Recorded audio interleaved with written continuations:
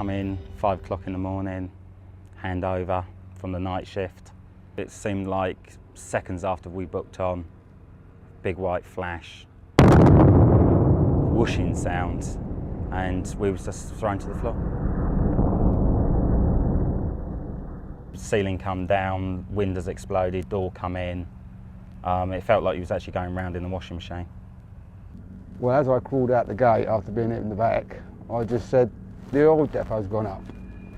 And he looked out and there's a 450-foot plane shooting at the back of the car park.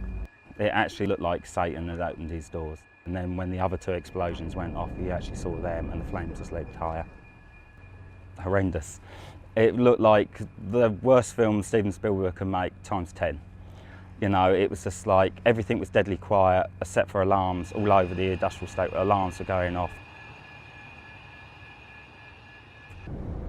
I got a call saying, John, you better get round here straight away. The oil depot's gone up. I arrived at the gate within 10 minutes, quarter of an hour. The building was in flames. There was explosions going all the time. I received a call at about 6:10 in the morning. The initial report was that there had been a fire at the Buncefield oil depot. My questions to him were, is it contained, etc. And he said, no, it's rather more serious than that, get up and put Sky News on. And then immediately realised the severity of the situation. The blast devastated the Boundary Way facility. It blew in through the ground floor windows and then up through the floors and then out at the top of the building, displacing some of the brickwork and the slabs on the first and second floors as well. In terms of our backup facilities, our generator was blown away in terms of being ripped out of the ground and pushed across the car park. All systems were rendered inoperable. We had no access initially to any of those systems within the building, and some of our clients' backup systems within that facility also were rendered inoperable.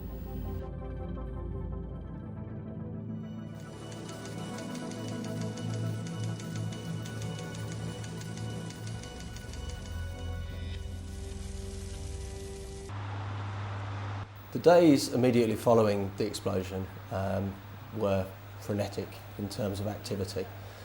Clearly we had communications mechanisms in place for staff. We needed to communicate to customers.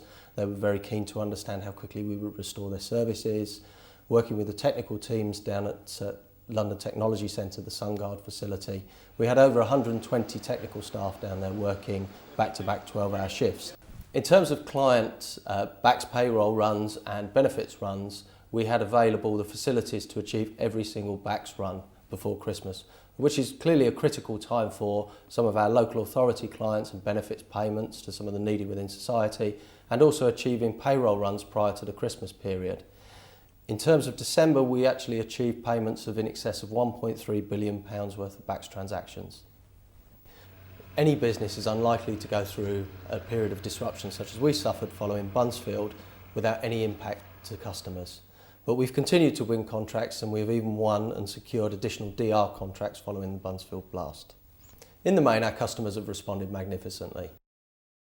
I would like to start by personally thanking everybody at Northgate in working round the clock to get our service back up and running for last Friday afternoon. This achievement is a tribute to the commitment of your staff and the thoroughness of your disaster recovery plan. To have our PAS up and running within a week, given events, is exceptional. I would like to thank your team for their professionalism, dedication and sheer hard work that has enabled. I would be grateful if you could pass on our thanks to everybody involved in the unique situation we found ourselves in last week. The reinstatement of our system was a terrific team performance from everyone involved.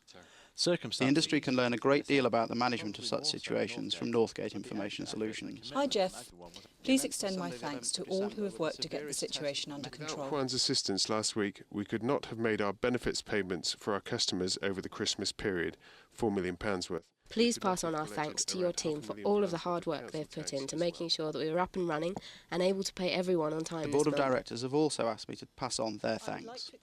The events of Sunday the 11th of December were the severest test of the mettle of yourself, your teams and your company. You were not found wanting. Internally, there are still many people working on the recovery, somewhere in the region of 100, to drive the business forward, to move onto more permanent platforms in terms of systems, to to relocate to the new long-term data centre and to migrate staff into the new People's Building as well. The qualities of Northgate and Northgate's people have become self-evident. The dedication demonstrated by the people, the commitment, the professionalism that have allowed us to recover a significant number of customer systems, to minimise the impact to our customers, to go on and win new business. Northgate and all of its people should rightly be proud.